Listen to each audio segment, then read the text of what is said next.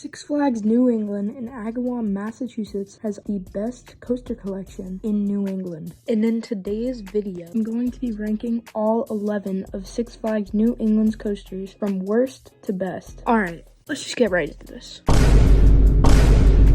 As you can tell by the wonderful footage of this ride, it's a kid's ride, and there's really not much to it. I probably haven't ridden this ride since I was like 5 years old, so I don't really remember. You just kind of go up a hill, around a little airtime hill, and it's over. Made by E.F. Myler, I think. And yeah, that's pretty much it for this ride. On to the next one.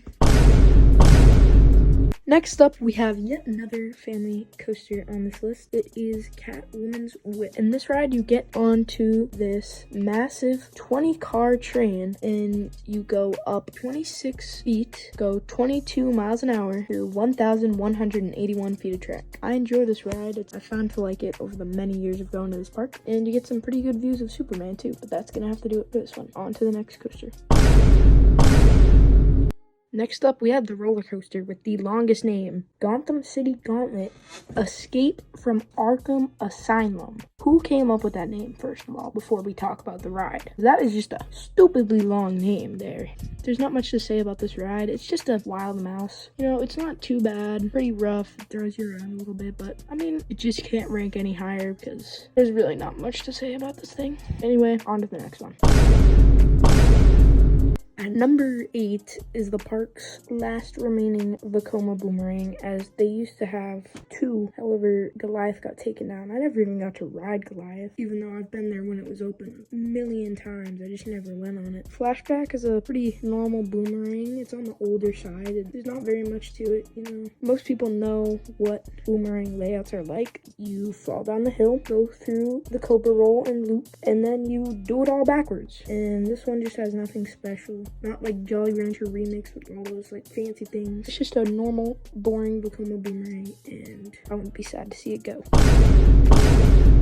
Next up, at number 7, we have the park's wooden roller coaster, Thunderbolt. Thunderbolt is a PTC wooden roller coaster that has been operating since 1941. This ride consists of many long, high turns and drops. There's nothing too special about this ride, however, there are some pretty fun moments. On to the next one.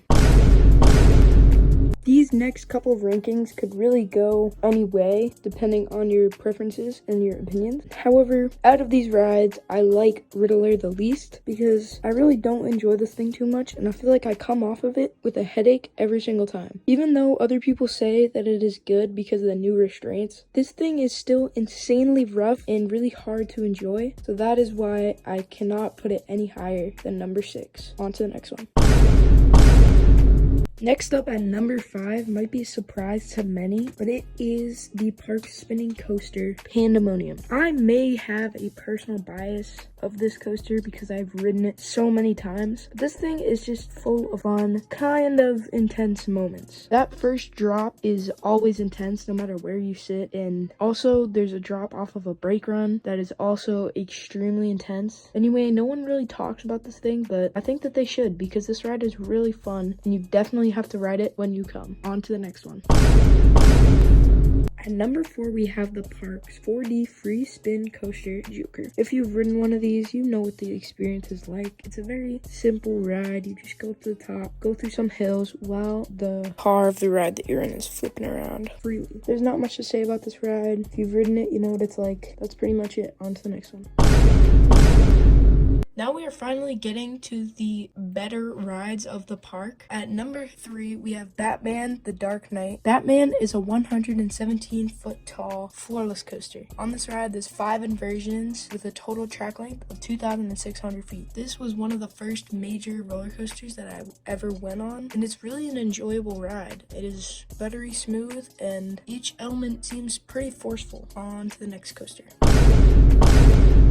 All of these coasters that I've previously mentioned have been small in terms of the intensity, length, height, and even quality of this next ride. This ride has won many Golden Tickets awards for the best steel coaster ever made. It is Superman the Ride, also known as Bizarro and Superman Ride of Steel. If you want to know more about the history of this ride, I recommend you go check out El Toro Ryan's Problematic Coasters video, and that also explains one of the main flaws in this ride, which is the restraints and the overall smoothness of this ride. You start off this ride with an out and back layout with many sprawling camelbacks that deliver great ejector airtime, and then you go into this wonderful twister section that has many more great moments of ejector and also some very positive G-force moments. However, those U-brick lap bars do make this ride a little bit more painful than what you might want in a 220-foot tall Intamin hypercoaster. But without further ado, let's move on to our number one coaster at Six Flags New England.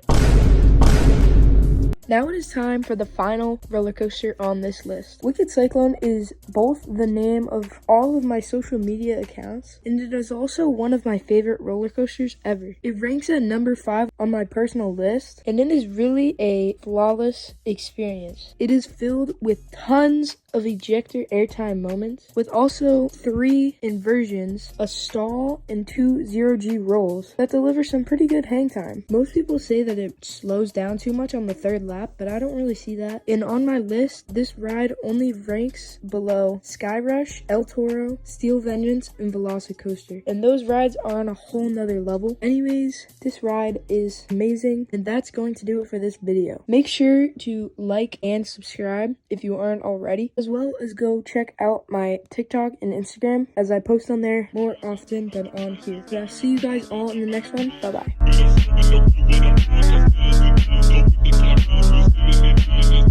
Don't